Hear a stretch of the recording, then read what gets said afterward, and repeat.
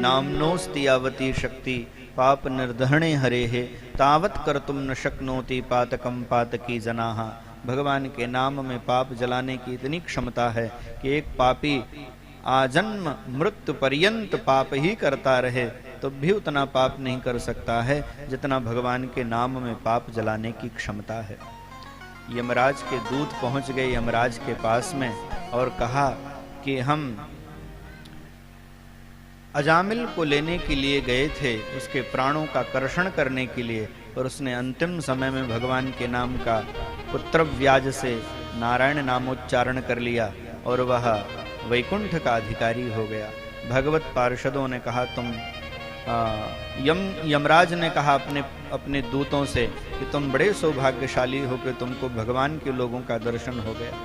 सबको नरक मत लाया करो, जो भूल से भी भगवान के नाम का अवलंब ले वह नरक का अधिकारी नहीं होता। जिह्वा न भक्ति भगवद गुण नाम ध्येयम चेतश्च न स्मरति तच्चरणारविंदम कृष्णाय नो नमति अच्छिरये कदापि तानानयध्वमसतो अकृत विष्णु कृत्यान।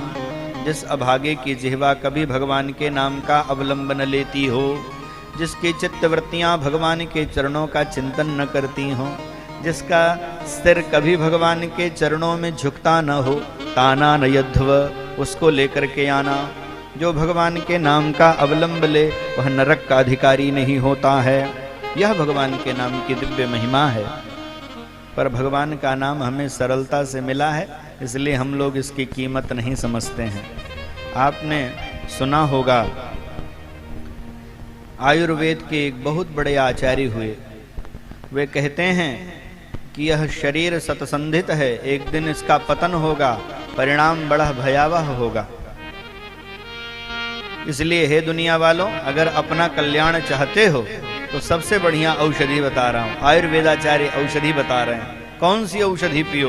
बोले निरामयम राम रसायनम पिब, राम नाम रूपी रसायन का रसपान करो, इसी से जीव का परम कल्याण संभव है। इससे बढ़िया कोई बूटी नहीं है, इससे बढ़िया कोई औषधि नहीं है। ध्यान रहे, भगवान के नाम का अवलंब लो।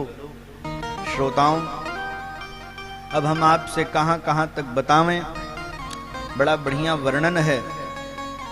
राम रामेति रामेति रमे रामे मनोरमे सहस्त्र नाम तत्तुल्यम राम नाम बरानने यस्य स्मरण मात्रेण जन्म संसार बंधनात् विमुच्यते नमस्तस्मै विष्णवे प्रभ विष्णवे। जिसके स्मरण मात्र से व्यक्ति, जिन भगवान नाम के स्मरण मात्र से जीव पाप पुण्य से विमुक्त हो जाता है, जन्म मृत्यु के चक्र से विमुक्त हो जाता है। मुच्यते सर्व पापेभ्यो, समस्त पापों से वह विनिर्मुक्त हो जाता है जो भगवान के मंगलमय नाम का अवलंब लेता है। इसलिए श्रद्धा पूर्वक भगवान के नाम का अवलंब लेना चाहिए। तुलसी राके कहत ही निकसत सकल विकार, पुनियावत पावत नहीं मकार लगावत किवाण। रा कहो तो मुख खुल जाता है, अंदर का पाप बाहर आ जाता है। माँ कहने से मुख बंद हो जाता है, फिर बाहर वाला पाप अंदर नहीं आ पाता है। यह है राम नाम की महिमा। इसलिए मेरी आपसे प्रार्थना है, इस कथा में ही यह प्रतिज्ञा कर लो कि हम थोड़ी देर बैठ करके नित्य भगवान के नाम का अवलंब लेंगे। 10 मिनट, 15 मिनट, 20 मिनट, 25 मिनट, आधा घंटा, 1 घंटा, जितना बन सके आपसे नित्य बैठ करके भगवान के नाम का स्मरण करना चाहिए। बैठ जाइए और भगवान के नाम का अवलंब लीजिए।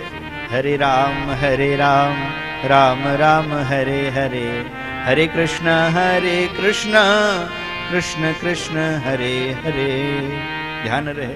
तो अजामिल जैसा पापी भगवान के मंगलमय नाम का अवलंब लेकर के भव पार हो गया।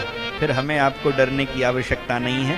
बस श्रद्धा पूर्वक श्रीमद् भागवत भगवान के चरणों में बैठ करके दिव्य भगवान की कथा को सुने और नित्य भगवान के मंगलमय नाम का अवलंब लें।